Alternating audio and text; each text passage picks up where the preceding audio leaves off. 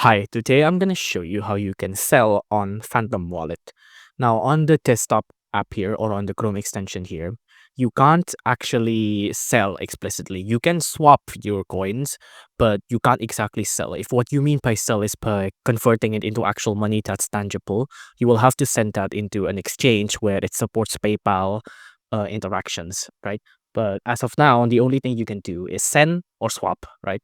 If it's sent, then you're sending it to another wallet. If it's swapped, then you're just trading the tokens, right? So, for example, if I want to swap my Solanas to USDC, which is a pretty common dollar substitute, right?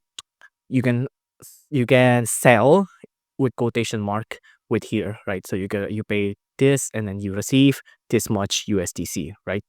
And it's not actual dollars; it's a token called USDC, and this is basically how you sell. If you want to actually sell and get money for it, you will have to send it to a wallet where it supports external transfers, right?